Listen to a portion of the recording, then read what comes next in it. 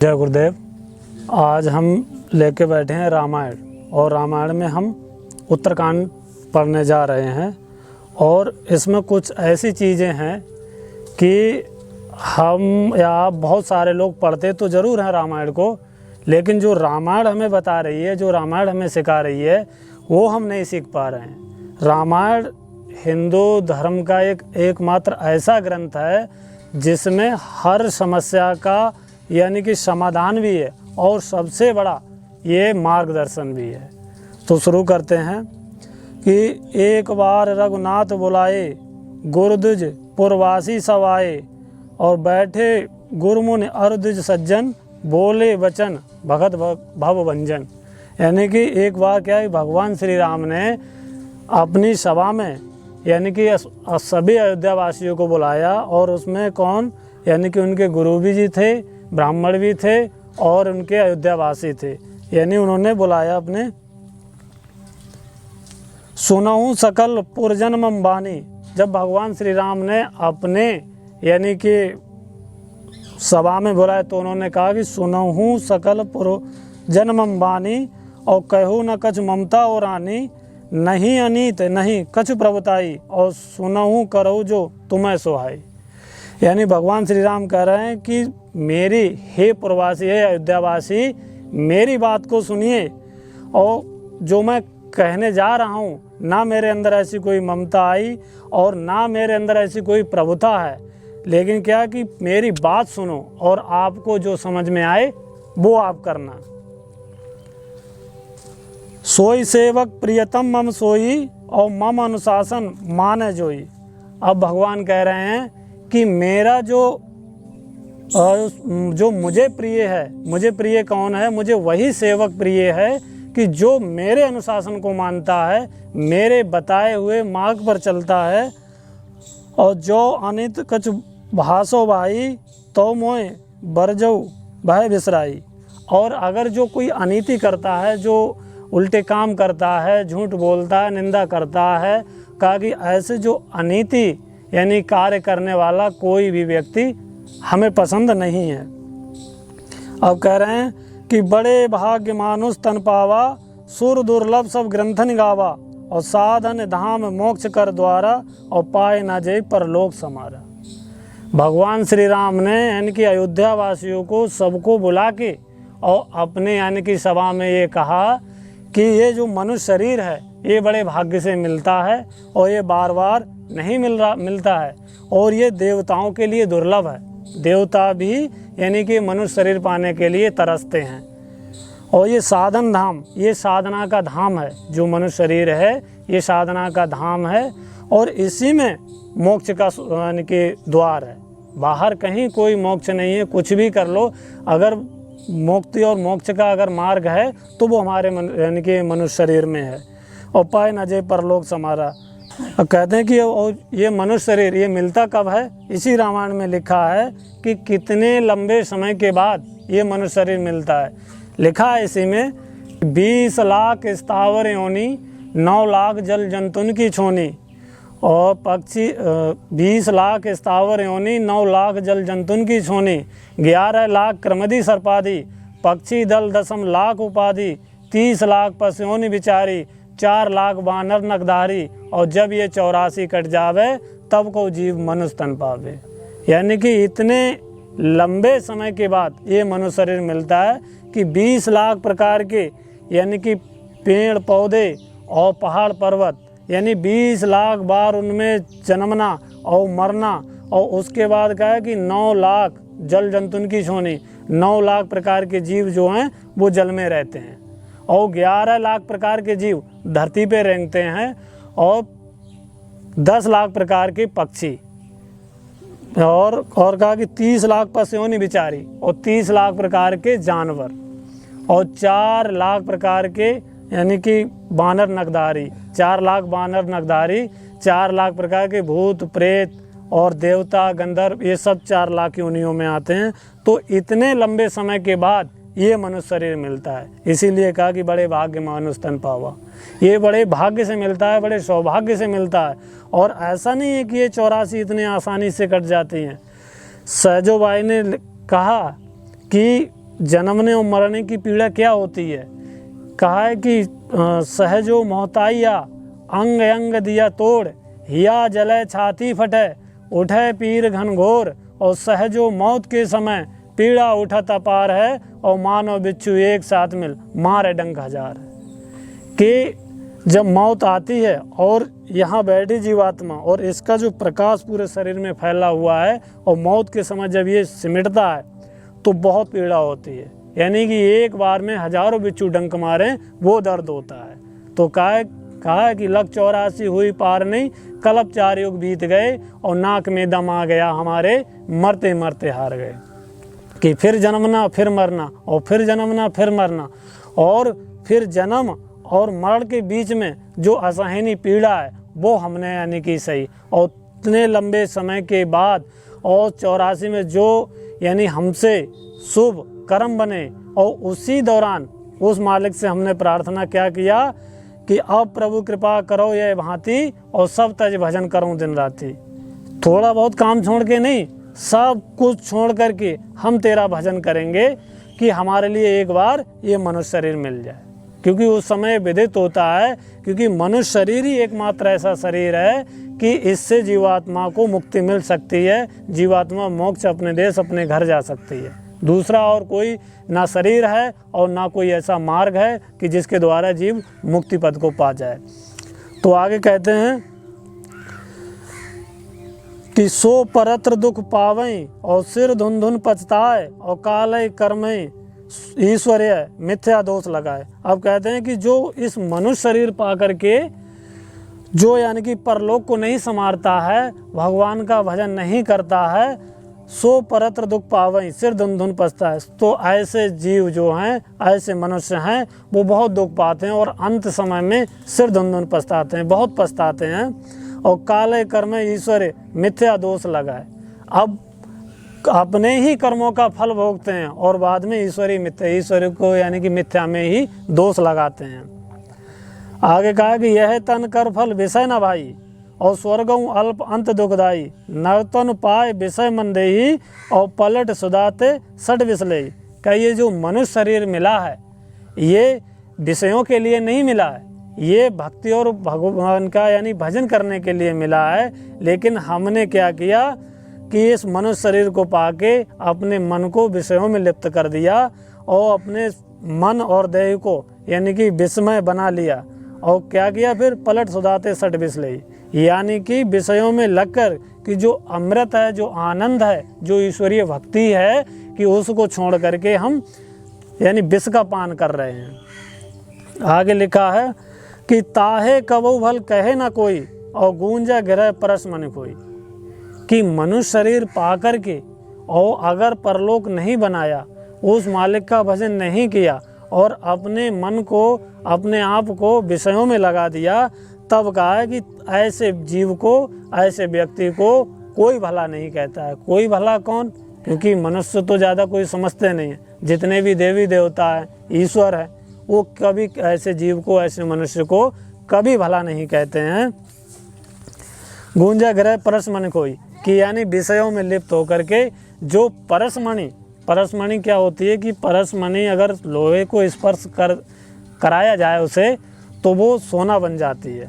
तो हमारे पास जो परसमणि यानी मनुष्य शरीर मिला, अनमोल मिला, और हमने उसकी कीमत नहीं समझी, और तब कहा कि आकर 4,84,000 और योनि भ्रमत अजीब अविनाशी, के मनुष्य शरीर तो हमने यूं ही गवा दिया। और जब कर्म हमारे ऐसे बने, तब कहा कि फिर जीव 84 में आता है, 84 लाख योनियों में भटकता है। जो अभी मैंने बताया कि 20 लाख स्थावर योनि, 9 लाख जल जंतुन की छोनी, 11 लाख कर्मधि सर्पादि, और पक्षी दल 10 लाख उपाधि, 30 लाख पशुओं विचारी, और 4 लाख बानर नखदारी। और जब ये 84 कट जावे, तब को जीव मनुष्य तन पावे।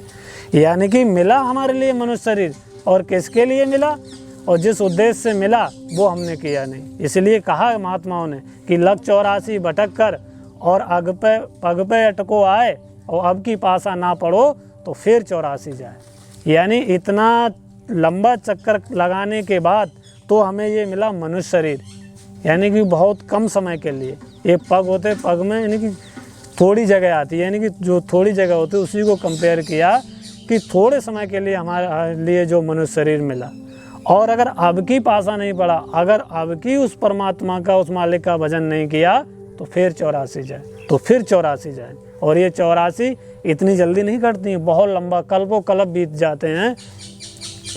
जब चारों युग एक बार बीतते हैं तो ब्रह्मा जी का एक दिन होता है, और जब ब्रह्मा जी का जब चारों युग जब एक बार बीतते हैं तो एक चौकड़ी होती है, और 72 चौकड़ी के बाद एक मनवंतर होता है, और 14 मनवंतरों के बाद एक कल्प होता है। तो कल्पों कल्प तक ये जीवात्मा 84 का चक्कर काटती है। इतनी आसानी से ये मनुष्य शरीर मिलने वाला नहीं है। अब देखो, और चारों युग इनकी आयु बहुत होती है। सतयुग की आयु 17,28,000, और त्रेता की आयु 12,96,000, द्वापर की आयु 8,17,000, और कलयुग की आयु 4,28,000। तो इतनी इनकी लंबी आयु, और इसके बाद इतने लंबे समय के बाद, और तब ये मनुष्य शरीर मिलता है। तो आगे कहते हैं कि फिरत सदा माया का प्रेरा, काल कर्म स्वभाव गुण घेरा, और कबहू कर करुणा नर देही, और देत ईस बिन हेतु सनेही। अब कहते हैं कि यहाँ इस मृत्यु लोक में, इस पृथ्वी लोक में, यानी कि माया का पहरा, माया और काल, यानी कि दोनों ये जीव के पीछे पड़े रहते हैं। और माया का शरीर, माया का देश, और काल, यानी काल और माया का ये देश है, ये संसार है, और मनुष्य शरीर भी उन्होंने दिया। तो कहते हैं कि कबहू कर करुणा नर देही, कि ऐसे इसी लोक में, यानी कि जब वो परमात्मा दया करके, यानी कि हमें ये मनुष्य शरीर देता है। कबहू कर करुणा नर देही, और ईत ईस बिन हेतु सनेही, यानी कि जब वो दया करके हमारे लिए ऐसे समय में, ऐसे संसार में, यानी मनुष्य शरीर देता है। अब आगे कहा है कि नरतन भव वारिद कहु वेरो, और सन्मुख मारुत अनुग्रह मेरो, कि ये जो नर शरीर है, ये मनुष्य शरीर है, ये भव सागर से पार होने का एक नाव है, एक नौका है। और सन्मुख मारुत अनुग्रह मेरो, और इसको पार करने की जो, यानी कि जो समाल, जो सहायता है, कि वो मेरी दया है। और आगे कहा कि करण आधार सतगुरु दृढ़ नावा, और दुर्लभ साज सुलभ कर पावा, कि भक्ति से, यानी कि अपने भव सागर से पार होना है, तो कहा कि करणधार सतगुरु दृढ़ नावा, कि किसी संत सतगुरु की शरण जाओ, और वो जब उनकी शरण में पहुंच जाओगे तो ये दुर्लभ, ये काश तो दुर्लभ है। भव सागर को से पार होना ये बहुत कठिन है, यानी कि भव सागर से पार करने मन को मारना, भावनाओं को मारना। और श्रीमद् भगवद गीता में क्या कहा है कि मन को मारने का, यानी कि अगर कोई वायु को रोक दे, जो वायु को, यानी जो वायु का वेग है, जो हवा बह रही है, जो इस वायु को वेग को रोक दे, जिसके अंदर इतनी पावर है, तो वही यानी मन को मार सकता है, और वायु को कोई रोक नहीं सकता। तो मन को कोई नहीं मार सकता, लेकिन मन को कौन मारता है, कौन मोड़ता है? सतगुरु, जो संत सतगुरु होते हैं, तो वो मन को मोड़ देते हैं। इसलिए कहा कि करणधार सतगुरु दृढ़ नावा। और ये जो काम, जो मन को इनके संसार से हटा करके प्रभु की भक्ति में लगाना, ये बहुत दुर्लभ है। लेकिन ये दुर्लभ का सुलभ कब होगा, आसान कब होगा, कि जब कोई संत सतगुरु मिल जाए। और संत सतगुरु क्या होते हैं, आगे मैं वीडियो बनाऊंगा तो उसमें बताएंगे।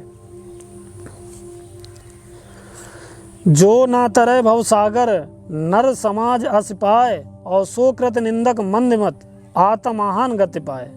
अब कह रहे हैं, यानी कि यह रामायण ही हमें कह रही है, जिसका हमने कितना पाठ किया, और जगह जगह कितनी रामायण होती है, अखंडो पाठ होता है, 24 घंटे बिना रोके, यानी कि रामायण का पाठ होता है। लेकिन किसी को आज तक ये समझ में नहीं आया कि रामायण हमें क्या बता रही है, कि जो ना तरह भव सागर नर समाज अस पाए, कि जो नर समाज, यानी कि नर मनुष्य और समाज शरीर, कि जो नर शरीर पा करके और अगर भव सागर से नहीं तरता है, नहीं तरने का प्रयत्न करता है, तो ऐसे लोग कौन होते हैं, ऐसे व्यक्ति कौन होते हैं कि सोकृत निंदक मंदबुद्ध, जो निंदनीय हैं, जो निंदा के पात्र हैं, और मंद बुद्धि हैं, वो लोग मंद बुद्धि हैं। और कहा कि ऐसा, यानी कि अपने जीवन के साथ व्यवहार करते हैं कि जैसे कोई आत्मानगत जाए, यानी कोई आत्महत्या करके अपने जीवन को नष्ट कर देता है, ख़त्म कर देता है। तो ऐसे ही ये जो मनुष्य शरीर है कि जो इसको पा करके और उस परमात्मा की भक्ति नहीं करता है, भव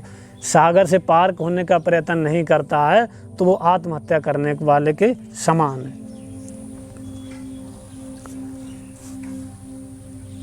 अब कहा है कि भक्ति स्वतंत्र सकल सुख खानी और बिन सत्संग न पावे प्राणी, कि जो भक्ति है, जो परमात्मा की भक्ति है, वो सुख की खान है।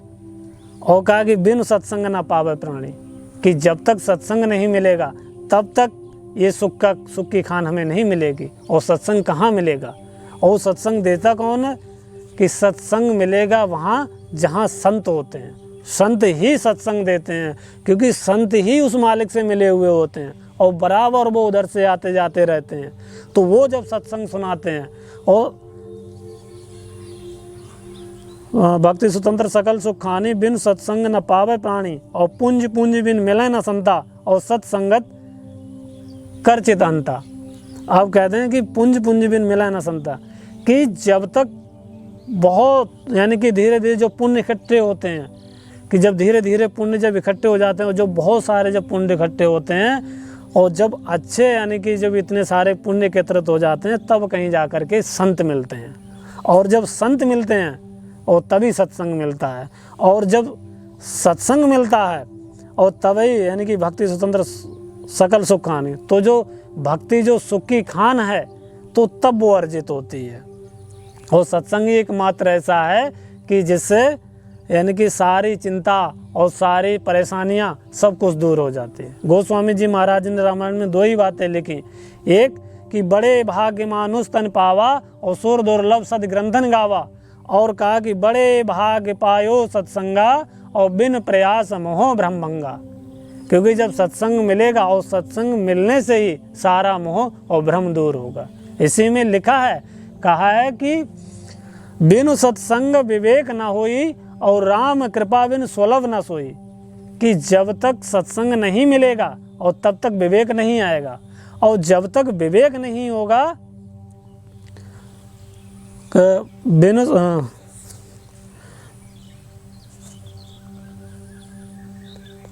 बिनु सत्संग विवेक ना होई और राम कृपा बिन सुलभ न सोई, कि जब तक सत्संग नहीं मिलेगा और तब तक विवेक नहीं आएगा। और सत्संग कब मिलेगा?